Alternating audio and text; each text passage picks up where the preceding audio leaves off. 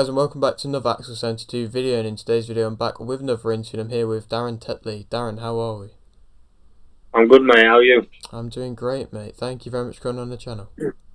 No problem. Sorry, I'm a bit later than what we planned, so I apologise for that. No, it's all good, mate. It's a pleasure to have any of your time. And so am I right in saying you're a 29-year-old welterweight who's 21-4? Yeah, I think that's what I am. Yeah, I'm not 100% sure. It sounds about right, anyway. Okay, brilliant. And so we'll get straight into it, man. We'll start with the question which you always like to start off with. Why did you start boxing? I remember I done. It was a bit of kickboxing. When I was about 9, I was useless. I remember watching, probably like a lot of boxing. I watched Rocky 4. And I said to me, my mum and stepdad at the time, I said, I'm going to do that. I'm going to do boxing, and they both laughed at me. And then yeah, I kind of went to the gym, and you know, the rest, like to say, is history. But I was always an angry child and stuff. So, you know, I think boxing obviously was a good thing for me to go into. Of course. And so would you kind of, I suppose, recommend to any parents out there whose kids are maybe getting in a little bit of trouble and stuff to take their kids to a boxing gym? Yeah, I think obviously, you know, it does discipline, and you know, I know a lot of people think it's just you're punching someone in the mouth and what have you like that, but you know, there's a lot more to it. You know, a lot of life lessons, and you know, being respectful, and you know, you meet friends, you know, and just be your friends and stuff. You know, so it's definitely something I'd recommend. You know, if someone was kind of wanting a hobby or struggling at school or, you know, behaviour stuff, then yeah, get them to a boxing gym. Definitely. And so just to touch more upon your amateurs, what would you say was your biggest achievement from the amateurs? I think just boxing for England. When I started, I wasn't very good anyway.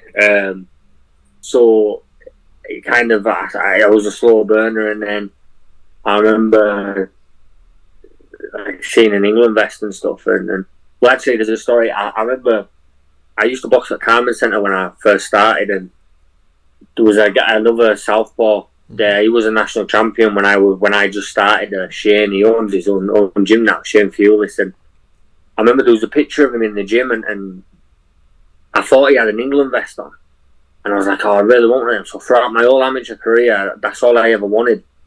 Was this England? It was the white vest with the ABA logo in the England boxing logo in the middle, and all I ever wanted was that. And then because I got one, I remember speaking to Shane about a year and a half ago or something, and I'm still in contact with him. But we spoke, and I said that vest you had on when. He said, "Oh no, that wasn't an England vest." He said, never an England vest. I always thought it was an England vest." So turned out all my ambitions was from a picture of a vest that never actually existed. So, but yeah, I always wanted to box for England, and managed to do that numerous times, and you know, I won medals for England as well. So that's probably the best achievement I've got. Of course, that's a great achievement. And so, how many amateur fights did you end up racking up?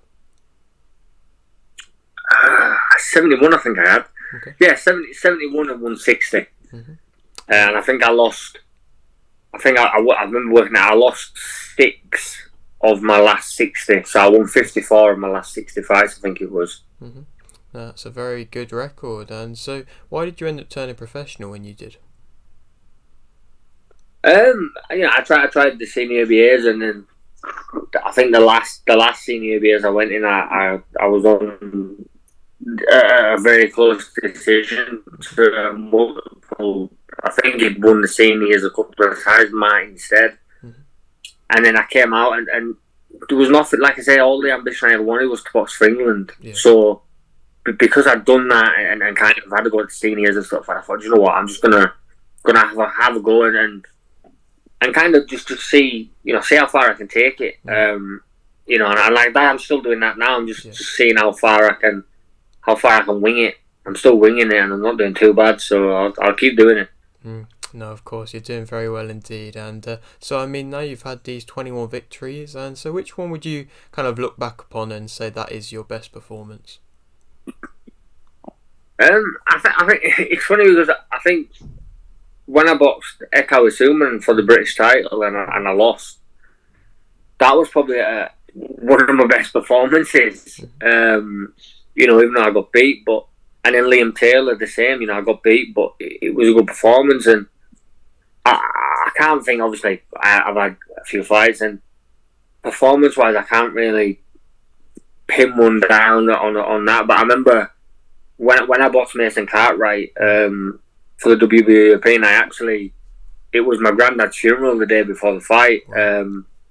So I remember like 3 hours before the weigh-in going to the funeral and carrying my granddad's coffin, and when everyone went to the pub, I went to weigh in. So he passed away about 3 weeks before the fight, and then obviously buried him the day before. So there was a lot of stuff going on in the background there that kind of why that fight means so much to me. I mean, he even had a ticket for the fight, so we kept his space empty, and put a jacket there for him. So that fight was probably one that stands out for me as far as with everything that was going on. But I think performance-wise, I can't think off the top of my head now what performance kind of win really stands out. I remember I boxed Terry Needham in Leeds, and I remember just boxing away and stuff, and I just threw a right hook, and the next thing he was on the floor. I was like, oh, gee, that's not bad. So when I managed to do that was good. But other than that, I can't really. I'll probably get off the video call and start thinking of myself, which performance was it, and then it'll hit me then. But I'm sure there'll be one somewhere. I just can't think what it was. No, of course, and I mean you've touched upon your kind of big fight, the big European one you had, and of course you became a European champion, and so you spoke about that was kind of devoted to your granddad, and I mean how big of an achievement and a success for you was winning that title? Yeah, massive for me. Obviously things didn't pan out how I thought it would. I won that, and I thought I was going to go on to bigger, better things, and box full time, and and all that stuff, and it didn't really go that way for me. But obviously I've still got the belt. I still have it. It's still a reminder of what I achieved, and I just look to kind of hopefully adding more belts to the collection. Of course. And so, what would you say currently, as you are going into an upcoming fight soon, is your main motivation? I think for this fight, it's funny. Obviously, I've got 3 kids and stuff, so that's obviously a big motivation for me. But with me having a full-time job, boxing kind of, I don't need boxing. I don't earn a living off it or anything like that. So my kids are fine. My motivation for going to work is my kids. That I do everything work for them. But for boxing, it's more for this fight more than anything. Is proving a lot to myself and kind of just showing that. Even though people look past me now with the form, I'm not in very good form at the minute and stuff like that. But you're speaking about like your kind of motivation, wanting to.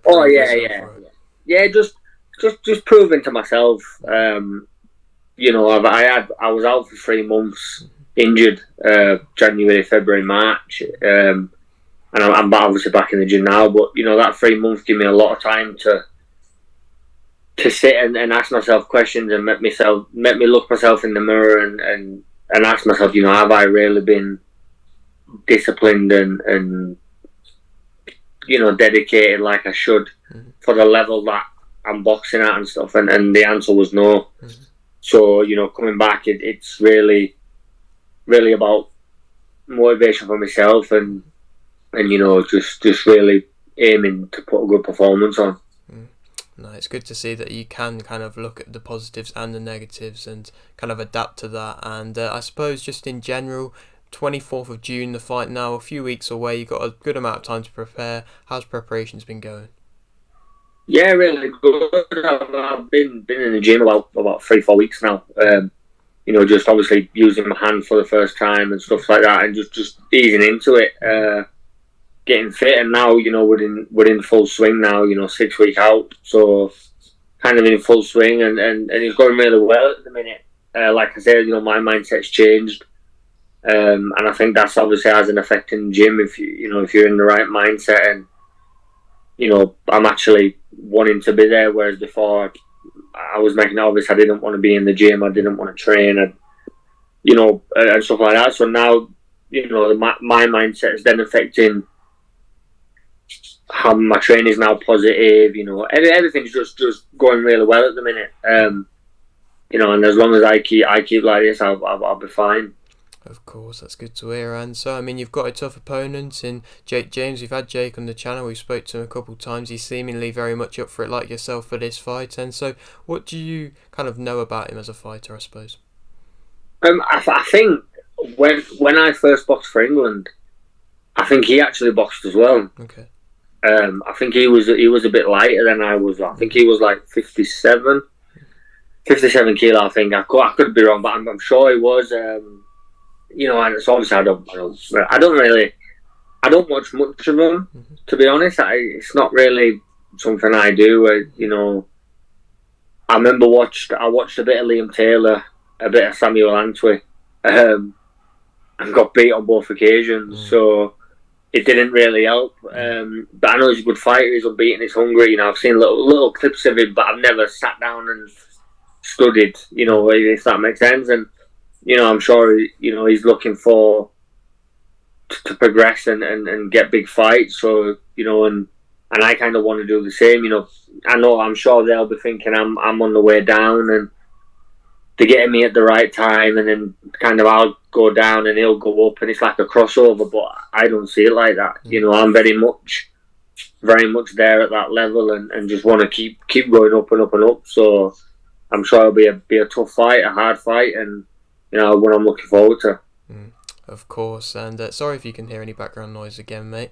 I can hear you, alright. Sound okay. Well, yeah, I mean, for the opposition, like I said, it's tough opposition. You've been facing tough opposition recently, and it's good to see that you're not wanting to take a backward step. And are you always going to be wanting these tough tests? Yeah, it's funny you actually say that. Thanks for noticing that.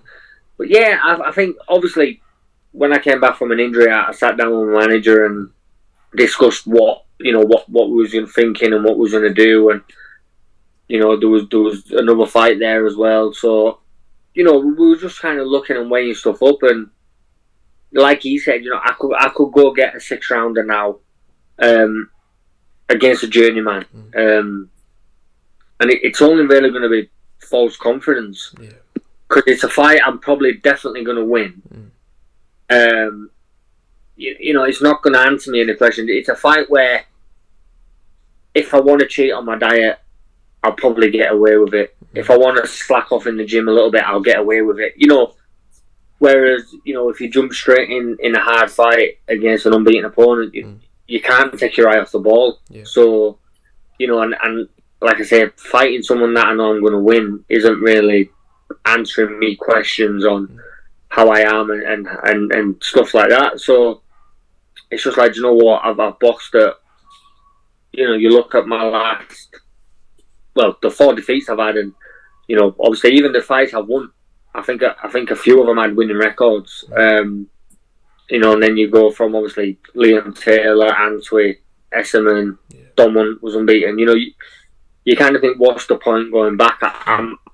The thing is, I've performed at them levels. Do you know what I mean? Like I haven't been wiped out and embarrassed. Antwi, obviously I was stopped, and that was disappointing. I didn't turn up, but even that fight I won rounds. So I've kind of, even though I've been beat at them levels, I've kind of shown I can mix at that level. So going back to fighting a journeyman who I'm going to get a win, and then what, just to get a win, it's, if I wanted to, I could have got to 50 fighting journeyman if that's what I wanted, but I don't think I'm going to learn, or I don't think I'm going to improve and stuff like that. So for me, it was, once the Jake fight came up, and I think it's for an English eliminator as well. So, once that opportunity gets presented to you, you're not going to say no.